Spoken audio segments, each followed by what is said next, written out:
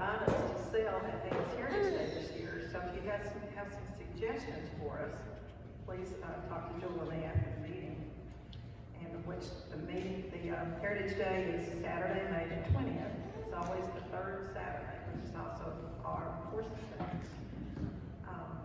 And remember, our website is bemishistory.org, and we always keep a list of our meetings on there.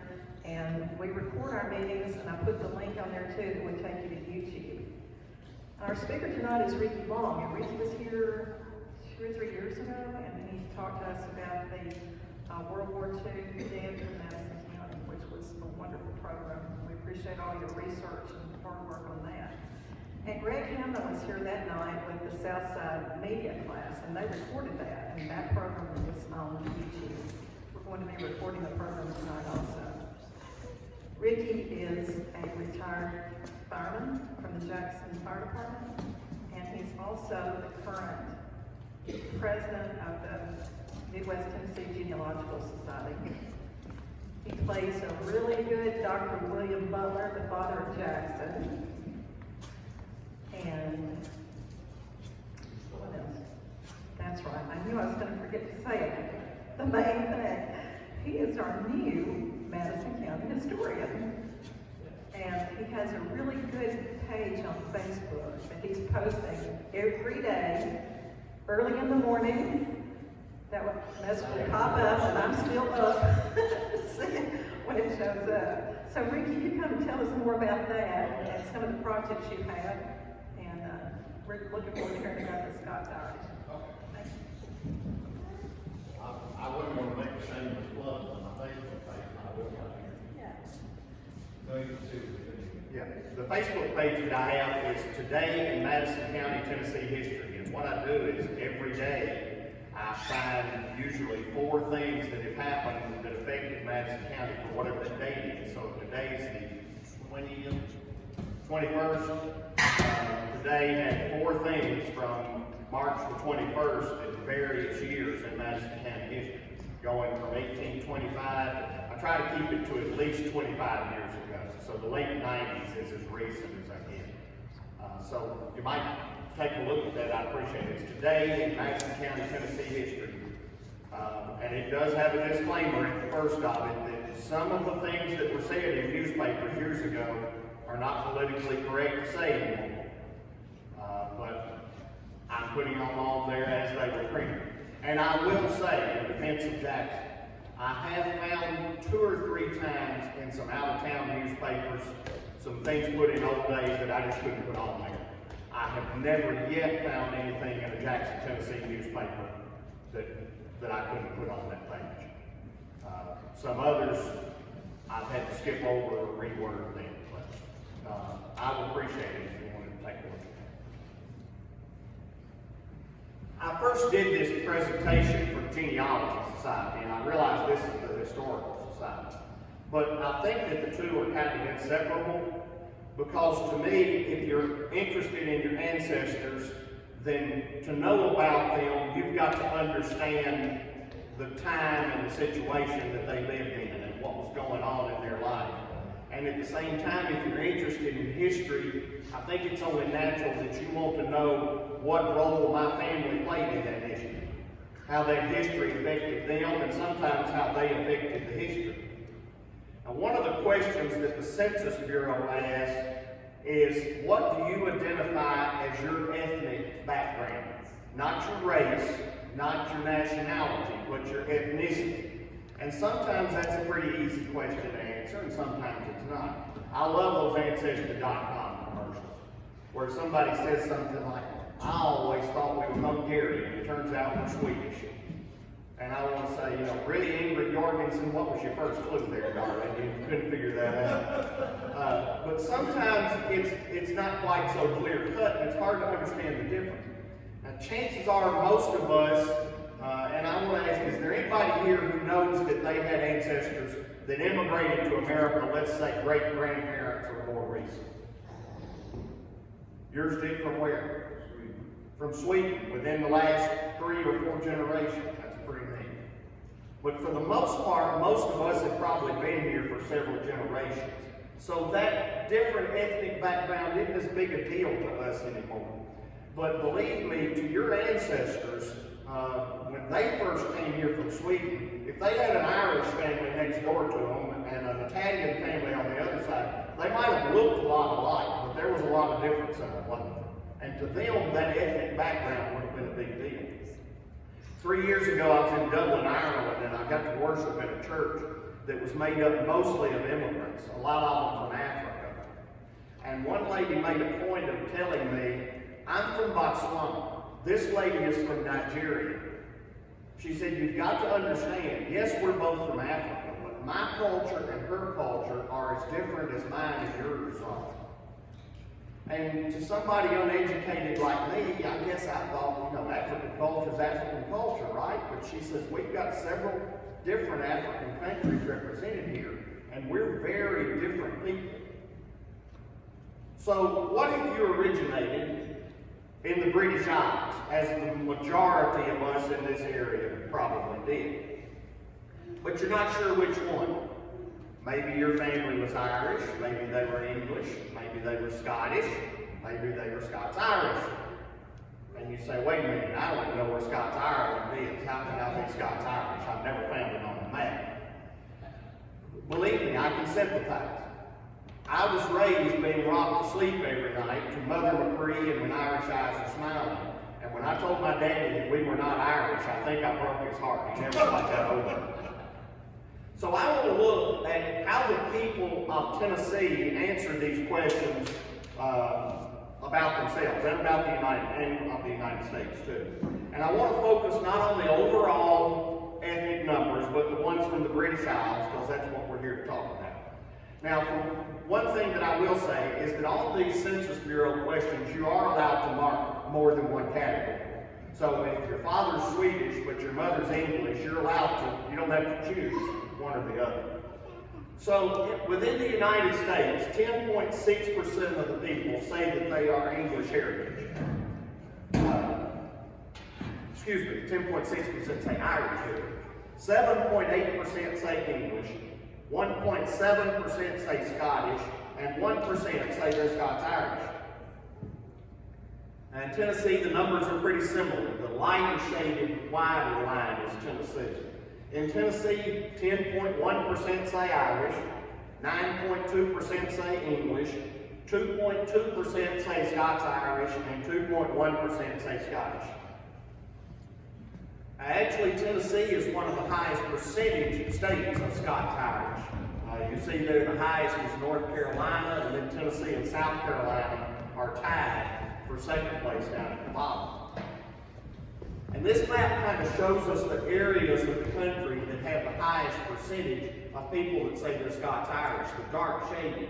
And you see the darkest areas are over in western North Carolina and East Tennessee, and up in the Shenandoah Valley of Virginia and West Virginia, and then down into South Carolina, down around Spartanburg, South Carolina. There's a little area up in Maine, and then there are a few scattered counties around the United States. I've got an idea that most of those are probably counties with really small populations, where one person market that through the whole percentage thing off. But the highest areas are over in the Smoky Mountains and in the Shenandoah Valley up in Virginia. And we hadn't got time to really go through all of the history of the British Isles, so just suffice it to say that the English, the Scots, and the Irish have never gotten along very well since recorded history began. The English had first conquered Ireland in the 12th century, and 400 years later, they were still failing in their attempts to civilize the Irish. Because the world, and the English in particular, considered the Irish people about one rung on the evolutionary ladder above cavemen. Ireland didn't have any kind of a central government. The people each answered to their own particular lord or their chieftain, and there were a whole lot of them on the island of Ireland. Everybody at one time or another was fighting everybody else.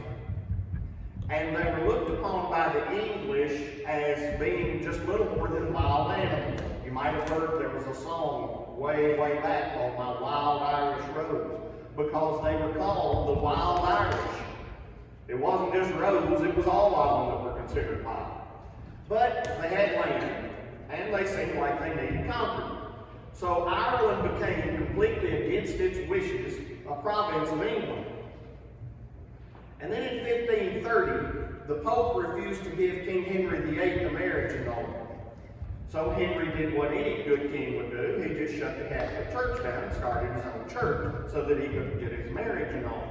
And that's when the Anglican Church, which we probably would know better now as the Episcopal Church or the Church of England, began. And that set off a war for several hundred years between the Catholics and the Church of England. Now, Ireland was almost entirely Catholic, and England was now Church of England or Anglican. So this gave the two countries one more reason to hate each other, like they really needed another reason to hate each other. Well, then in the early 1600s, several of the Irish chieftains, the lords, had their estates confiscated by England, and it amounted to about 3.8 million acres of land. And so these chiefs left Ireland in what they have come to be called in Irish history the Flight of Earls. And it left the English government with virtually the entire province of Ulster in their possession. So the next question then is, what's Ulster? Ireland is made up of 4 provinces: Munster, Leinster, Connaught, and Ulster. And each of them is made up of several counties. Now Ulster, up in the far north, was the least tamed, both in terms of the land and the people, of any of the provinces of Ireland, and it was also the part closest to England. So after the leaving of the Earls, there were still some Irish people in it, but not any of them with any power to do anything. And so those people were mostly killed or run off by the English. And it was so little organized that nobody really even knows how many people were still living in it. Estimates have ranged from 25,000 to 200,000, but they don't know. And now pretty much all of it is in English hands. Now, if we compare Ulster, which is on the left, to Northern Ireland today, we see that they're pretty similar. 6 out of the 9 counties that are in Ulster are still today under control of England, and they are Northern Ireland. The rest of Ireland is an independent country, and it's totally separate than Northern Ireland. Northern Ireland is part of England. And those countries, those 6 countries in Northern Ireland, are predominantly descendants of the Scots and English people. Only the counties of Donegal, Monaghan, and Cabot were given back to Ireland in the 1920s. And out of those, only the eastern part of Donegal was really played much of a role in what we're going to talk about tonight. So Ulster and Northern Ireland are kind of synonymous, but not exactly.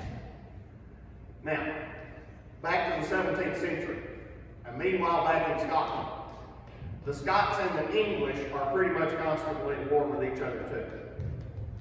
And much like the Irish, the Scots did never have a very strong national leader, and the people came to see that they really couldn't trust anybody any further away than their own close circle, their family, their close neighbors, their clan. And furthermore, Scotland is made up of 2 completely distinct separate parts, the Lowlands and the Highlands. Now you've got the Highland Scots. They speak Gaelic, or spoke Gaelic then. They wear kilts, they play bagpipes. They've got clans like the McGregors, the McDonalds, and the Campbells. And they could disappear off into the Highland Mountains anytime they wanted to and make themselves scarce. And they were mostly Catholic. And then you had the Lowland Scots. They lived in the southern part of the country, near the English border. They spoke English. They were mostly poor dirt farmers and shepherds. They were some of the most primitive people in the Western world. Most of them lived in dirt huts or rock huts or holes in the ground. And their allegiances didn't extend to a government. It was mostly just their own close circle. And overwhelmingly, they were Protestant Presbyterians. And they lived in a culture where if you were born into a certain class, it didn't matter what happened, you stayed in that class. You're born a peasant farmer, you die a peasant farmer. There's There's not really any reason to try to be anything different because that's just what you are and you're stuck with that. So there were also a lot more people living there than what the land could support. And the most important difference in the highlands and the lowlands is that in the lowlands they wear pants, or as they call them, trews or trousers. They do not wear kilts. That's the highland Scots. Now in a lot of ways, the people in northern England who lived up close to the border were more like those lowland Scots than they were the other English, or the lowland Scots were the other Scots. They were a lot like each other, but that didn't keep them from being at war with each other constantly. They were called border reavers, and that's some of the meanest people on the face of the earth probably at the time. And there was an understood code of justice that demanded that any kind of insult or aggression against you was immediately repaid with revenge plus some. Blood feuds and fighting were just a way of life. It was constant for them. So now with the flight of the Earls leaving Ulster in English hands, the English saw all this vacant land over there on another island, and there's a solution here to two problems for them. They could send a bunch of those lowland Scots over to Ulster to populate Ulster and run out the only people that they thought less of than the Scots, and that was the Irish.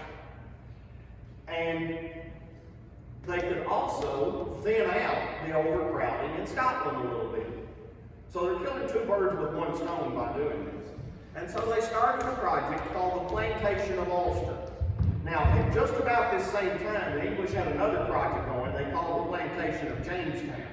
And it was keeping them pretty busy too over here in America.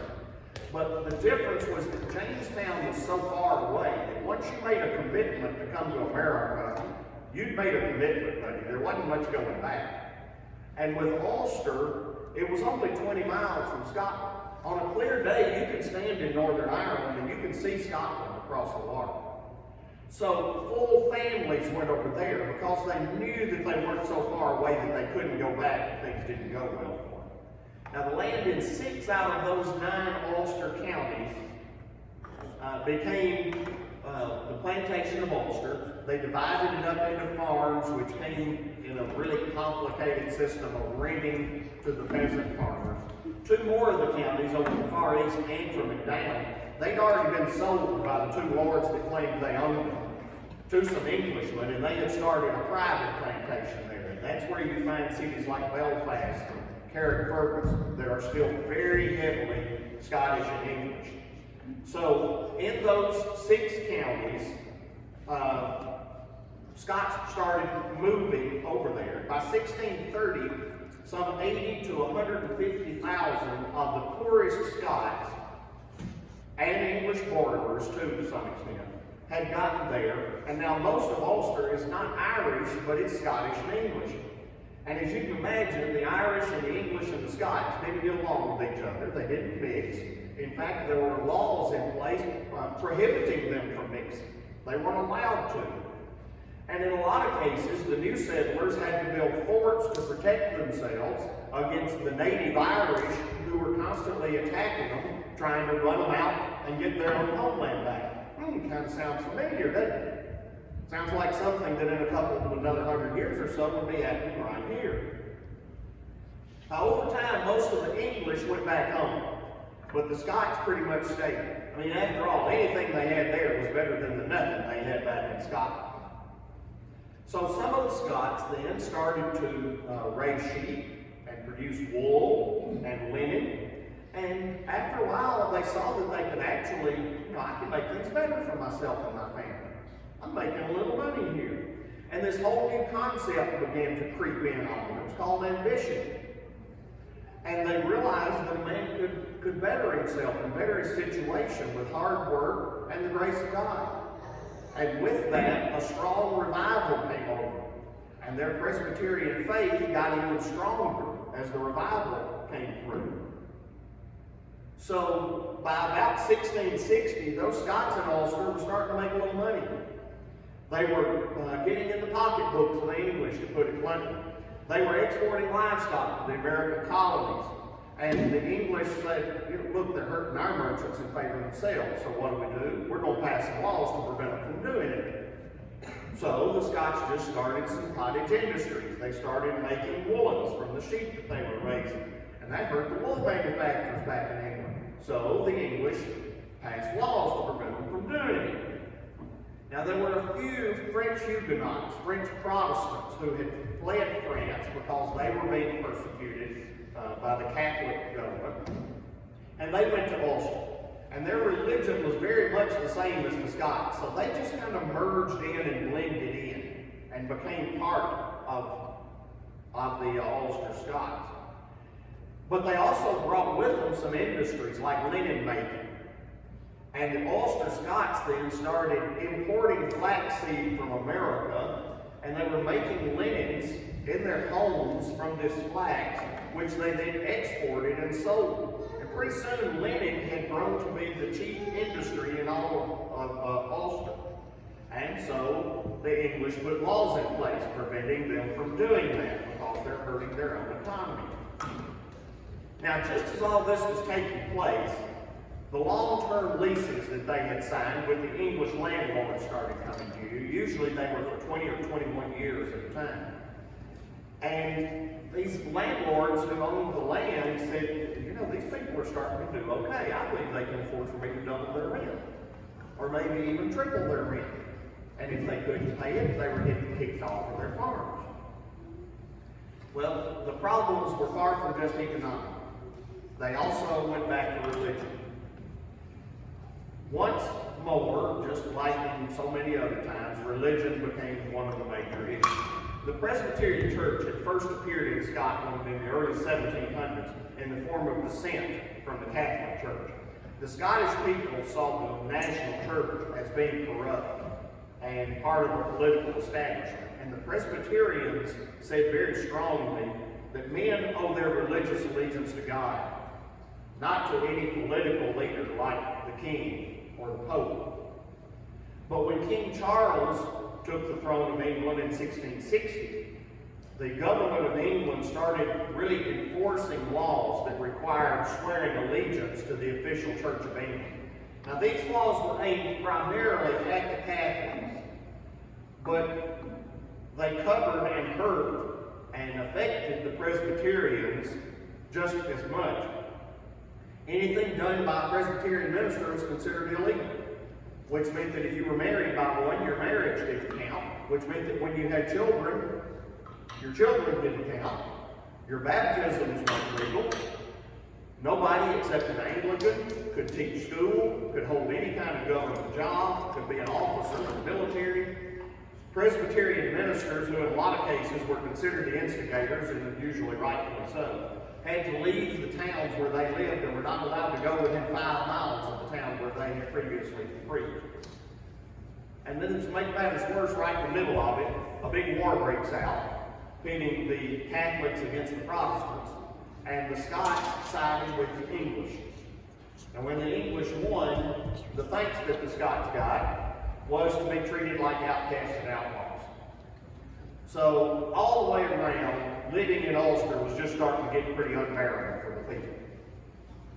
So where could they go where there's a semblance of religious freedom for them? There's lots of land that they could actually own without having to rent it from somebody. There's some measure of being able to avoid government rules, and there's plenty of food to eat. Well, advertisements in Ireland started to pop up telling about the wonders of America and encouraging people to move to America. And it just sounded too good to be true. So beginning about 1717 up until the start of the American Revolution, Scots left Ulster by the shiploads coming to America. Now remember, they've only been in Ireland for less than 100 years, so a couple, 3 generations at best. So they hadn't really become Irish yet. But at the same time, they had grown to be very different from their Scottish cousins back on Scotland soil. There were several big periods of immigration when the Scots came to America. The biggest was in probably around 1740 and 41, and also right before the American Revolution began. There were a lot of different factors. They didn't all have the same things going on. Early on, it was religious persecution. Bad crops caused crop failures and famine. Then the rent increases ran a lot of them off their farms. Then the bottom fell out of the linen market. And then right before the revolution began, things got better, and they got so much better that they had a population explosion, and it was starting to get crowded for them. And America offered them that chance to do that. Well, nobody really knows how many Ulster Scots came to America during that time period. There are basically no ship manifests for them showing who was coming to America. But most estimates are about 250,000 people. Now, if that's close, then in 1790, 15% of the white population of America was Scots-Irish, either first or second generation of America. And half of the Scots living in Ulster had left, which, if you're Irish, is probably about half as big as what you wish would have left. Some of them paid their own way, some came as indentured servants. This was where somebody paid your way over here, and then when you got here, in return, you owed them servitude for usually 4 to 7 years. It was almost a weak form of slavery, but it was temporary, it wasn't permanent. And at the end of that time then, that immigrant was free and could apply for a patent and get a little land of his own. Now there was a small group of them that tried to settle in New England. That didn't work out very well. Jim Weld writes in his book about the Scots-Irish that they were a quick-tempered but sensual and playful people who often dressed provocatively, acted with a volatile belligerence, drank to excess, engaged in constant open competition in every form, and adamantly defied any attempts of outsiders to control them. One commenter said that on landing in America, the English immediately built a church. The Germans immediately built a barn. And the Scots-Irish immediately built steel. Sounds like the Tennessee River on 4th of July. There were others that came to Charleston and settled in Charleston, and then they moved up into South Carolina. There were also a few other Presbyterians up and down the East Coast who were not Scottish, but they were Presbyterian. But by far, the largest majority, most of them, came into either Philadelphia or Newcastle, Delaware, which is basically the same thing. It's right across the bridge from Philadelphia. And even though the term Scots-Irish can be found back as far as the 17th century, they were mostly just called Irish at this point, because that's where they come from. But they considered themselves Scots. And when the true Irish, the Catholics, started to come in any great numbers in the 1840s when the potato famine hit, those Scotch immigrants wanted to make sure that everybody knew the difference between the two. They wanted them to understand that we're not Irish, but Scots. Because then, and for many, many years after that, the true Irish Catholics were horribly discriminated against in this country. If you've ever seen any of the political cartoons from back in the late 1800s, they always depicted an Irishman as looking something like a monkey with a shamrock stuck in his head. That was the way they were treated. So the Scots wanted to be sure that they used that term Scots-Irish to differentiate themselves. Now once they settled, once they landed in Philadelphia, and if need be, worked off their servitude, most of them just disappeared off into the woods, into Lancaster County, Pennsylvania, which at the time was one of the biggest counties in America. It went halfway across what's now the state of Pennsylvania. And they took up land patents, or they may have just found a vacant spot, said this looks good, I own it now, and built themselves a cabin. Their families were known to be pretty large. There were other ethnic groups in Lancaster County too, especially Germans. And at first the Scots-Irish were welcomed by the Quaker government of Pennsylvania because the Quakers knew that the Scots-Irish would defend themselves. And the Quakers were pacifists, and they wouldn't even form a militia to defend themselves when the Indians attacked them. So they became a safety buffer against the rest of the Pennsylvanians. The Germans mostly worked with the Quakers. And so once again, the Scots-Irish began to feel like it's us against the world. On one side of us, we've got the Indians trying to kill us. On the other side, we've got the Quakers who won't help protect us. Conflicts with the Pennsylvania government and the Native Americans just got unbearable.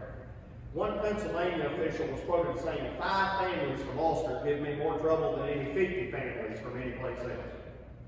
And it seems like those Scots-Irish just couldn't stay still, and they're always on the move, always farther into the frontier.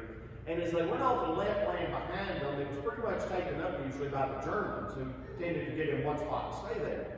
And they were a little different group of people. And that's why when you go to Lancaster County today, you'll find that it's the center of the biggest Amish community in the United States, because those German Amish farmers are still there. Now, my own long ancestors settled in a little community called Drumore, which is down in Lancaster County, almost on the Maryland border. And they helped start the Chestnut Level Presbyterian Church. There are still longs in that church today, 275 years later.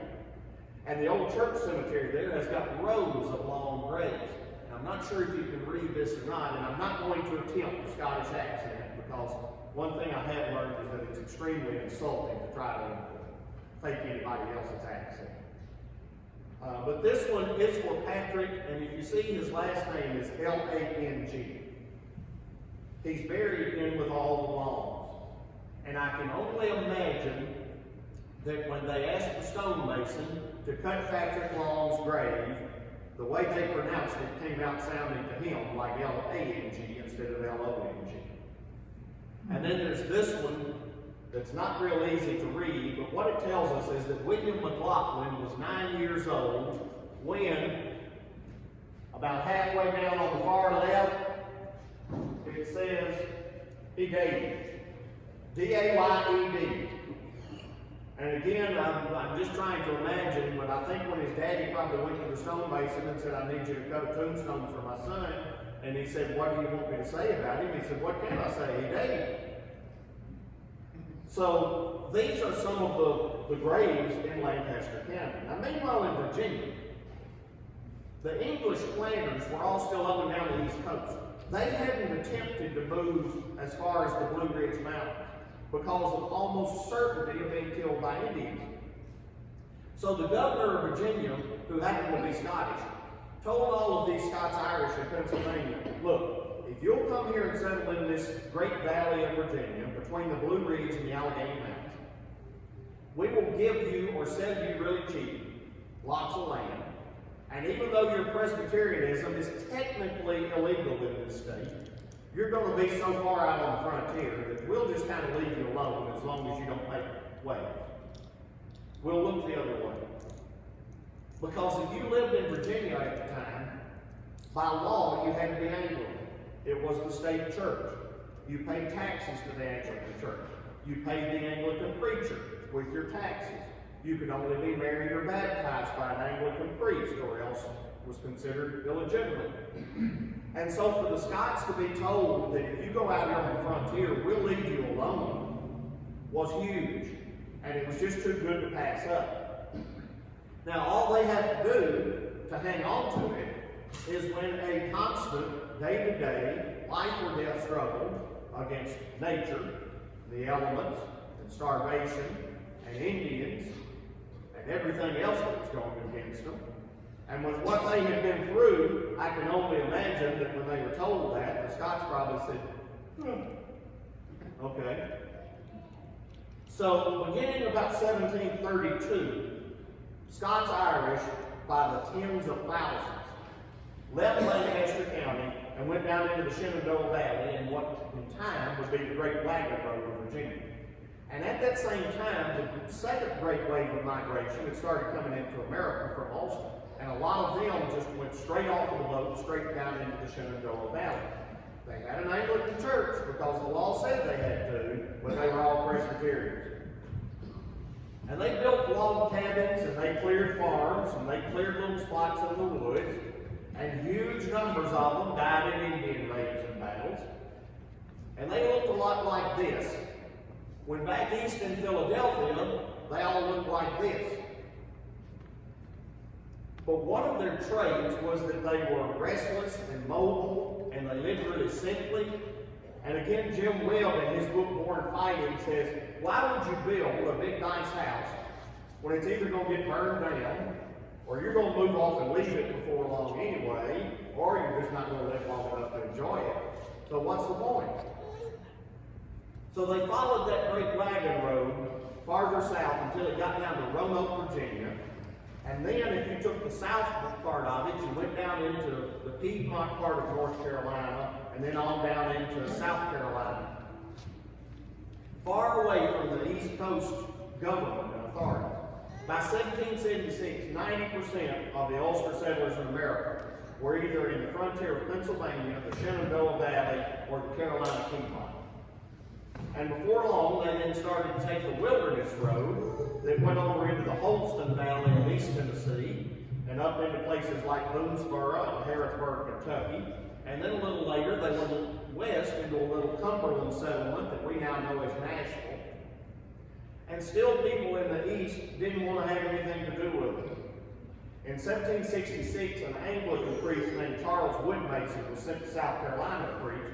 Well, when he got there, he found that none of the people were Anglican, so he preached to the Scots-Irish Presbyterians. And he wrote in his diary about them that they are ignorant, mean, worthless, beggarly Irish Presbyterians, the scum of the earth, and the refuse of all mankind. I wish I knew what he really thought. And when the Revolution began, most of them were still out in the backwoods, far away from the battlefields of New England and the East Coast. Now there was, and still is, a community of Highland Scots in North Carolina, around Cape Fear. And in the Revolution, they were very strongly British sympathizers. But the British assumed that these backwoods Ulster Scots would just stay out of the Revolution. They said they're so far away, they don't care, they won't take any part in it, they're not going to matter at all. Oh, they were wrong. In fact, one British officer wrote home during the war and said, you can call this war whatever name you want, but don't call it an American rebellion. It's nothing more or less than a Scots-Irish Presbyterian rebellion. And King George is reported to have called the Revolution a Presbyterian war. It's been estimated that close to half of the entire Continental Army was Scots-Irish. And they made the British pay dearly for underestimating them. In 1780, after being promised that if they'd stay out of the conflict, they'd be left alone, well, they then were told that being neutral makes you the enemy. And they were directly threatened and challenged by officers like Patriot, who ironically was a Scotsman. Ferguson put out a proclamation calling the mountain people mongrels and threatening to hang all of their leaders. And one of his officers said, those mountain Scots-Irish are more savage than the Indians and possess all of their vices and none of their virtues. Well, it's not a smart move to insult the Scots-Irish. And so thousands of them appeared out of the mountains and the woods and gathered at a place called Kings Mountain, North Carolina. And in one of the greatest victories in all of American history, the Over Mountain men were almost entirely Scots-Irishmen from Tennessee, Virginia, and Carolina. 5 of their commanding officers were elders in the Presbyterian Church.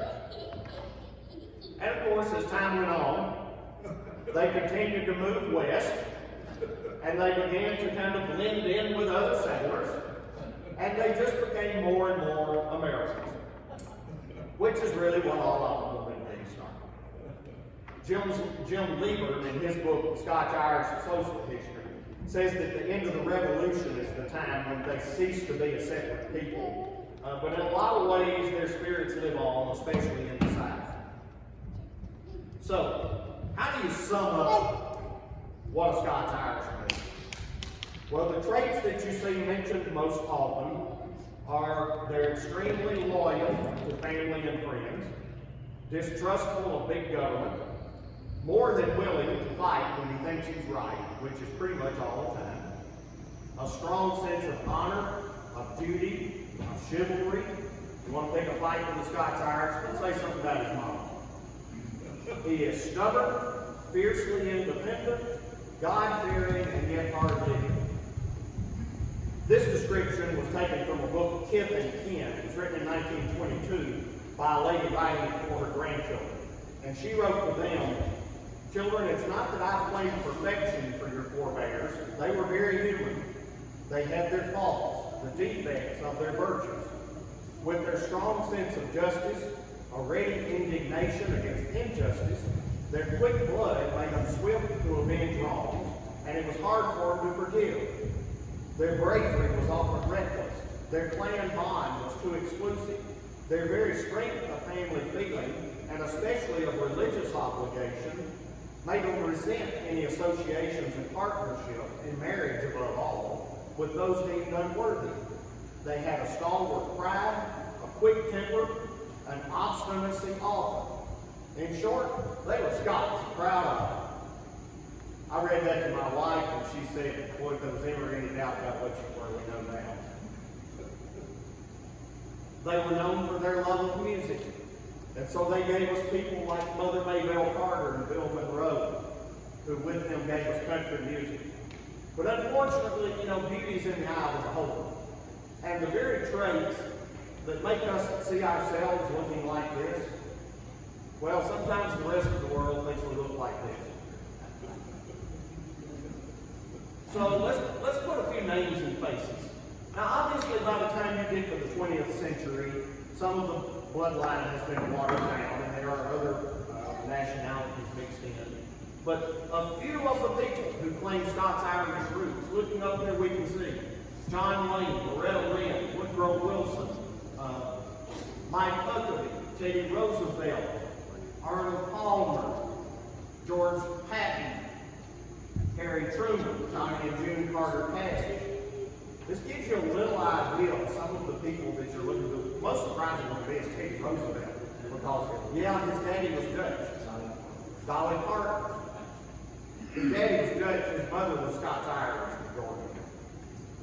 But I can tell you, if you go to Northern Ireland, and you mention that you're from Tennessee, there's two names you're going to hear really quick, because they're right on. David Crockett and Andrew Jackson. They are heroes to them as much as to us. Tennesseans like Sam Houston and Alvin C. York were Scots-Irish. Now, Tennessee's never been greedy. We're willing to share our heroes with other states, and so we let other people claim people like Mark Twain and Stonewall Jackson. At least 8 signers of the Declaration of Independence were Scots-Irish. The majority of the men who defended the Alamo were Scots-Irish Presbyterians. Estimates are that today about 30 million Americans are descendants of the Scots-Irish. Now, if we go back to those census figures, where 3 million Americans said that they believe they're Scots-Irish, well, that means that less than 27 million people are Scots-Irish and don't even realize it. I feel sorry for them. So how do you know if your ancestors were Scots-Irish?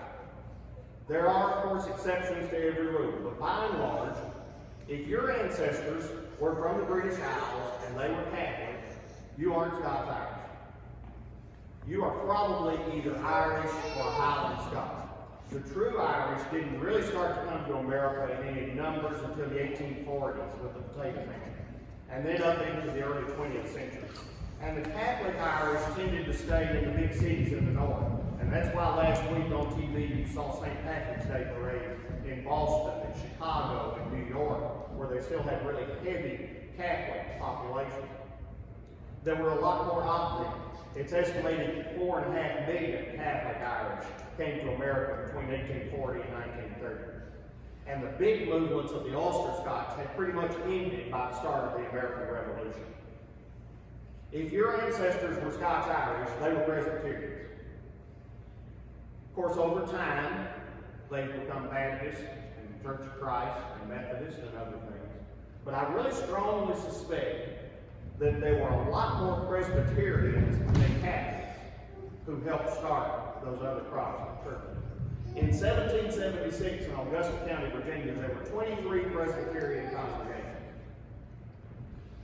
Now, if you find them in the Shenandoah Valley of Virginia, that's counties like Augusta, Rockbridge, Rockingham, Botetourt. They were almost surely Scots-Irish. If there is a capital of the Scots-Irish world, it's either Lexington or Stanton, Virginia.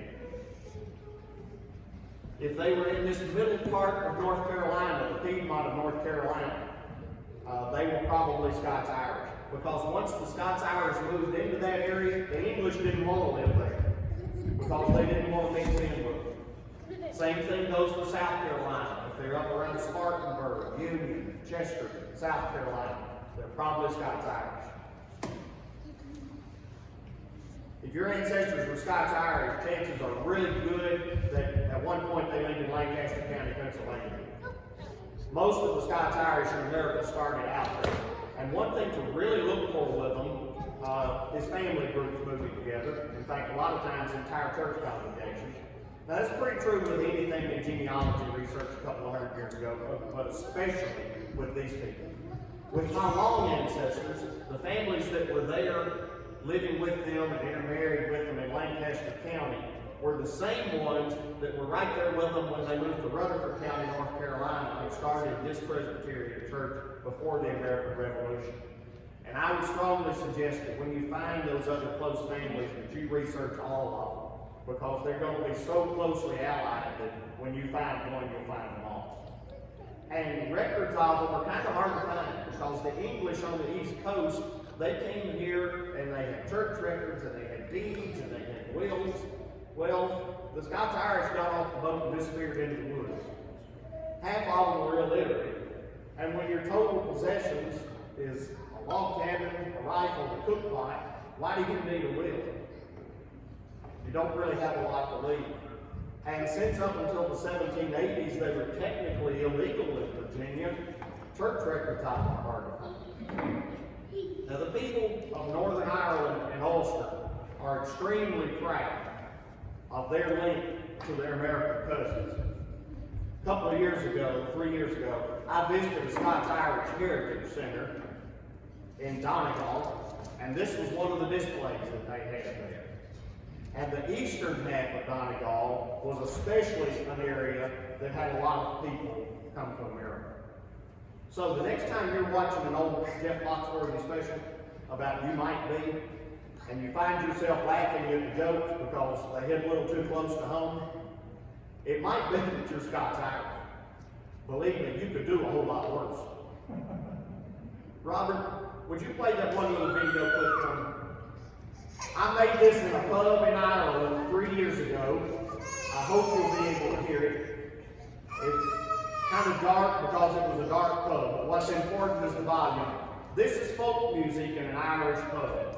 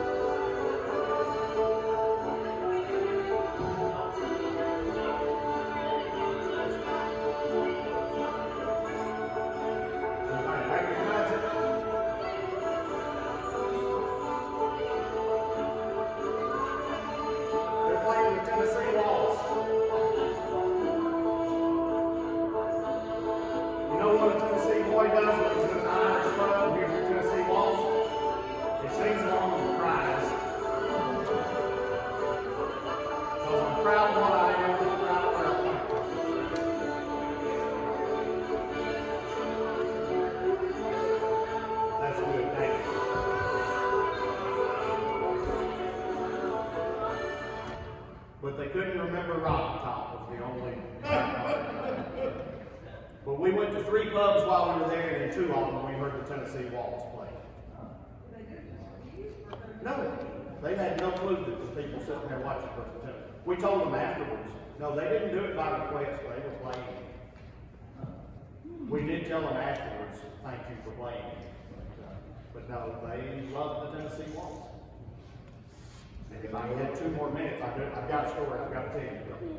Brenda and I we had gone to Tralee, Ireland for the Rose of Tralee Festival. It's kind of an amateur version of the Miss America pageant. But to be in the festival, all you have to have is Irish roots. So they had girls from different counties in Ireland. They also had some from Boston, Japan, Australia, that had Irish blood or Irish roots. And the talents ranged from, one was a professional opera singer, one was a concert pianist, One from Ireland didn't do any talent because she got so scared that she ran off stage. And one little girl came out, a little red-headed Irish girl, and the guy said, now, tell us what you're going to do for your talent. And she said, well, when I was just a wee girl, every night my grandmother used to sing me to sleep, and there was one song I always wanted to hear. And tonight my grandmother's in the audience, and I want to sing it for her. And he said, what's the song? And she said, the Tennessee Waltz. This was a small town girl. She was representing the local police department because her daddy was a policeman. Now keep in mind, there was a professional concert pianist and an opera singer. Well, we couldn't get in the beauty pageant, but we were staying in a hotel right next door. So with the open, it was live on TV, and with the open windows, we could hear what was going on in the concert all through the windows. Brenda made the mistake of falling asleep. And about 10:30, she got waked up by me beating on her, yelling, she won! She won! She won! The Rose of Tralee sang the Tennessee Waltz. Thank you.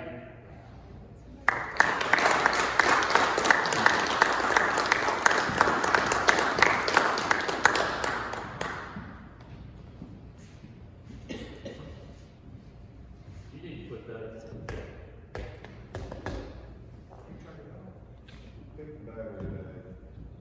I killed it.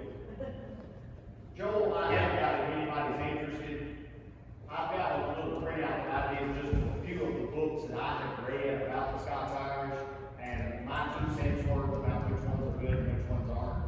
Maybe you ought to put it on TV, Yeah. Channel 10.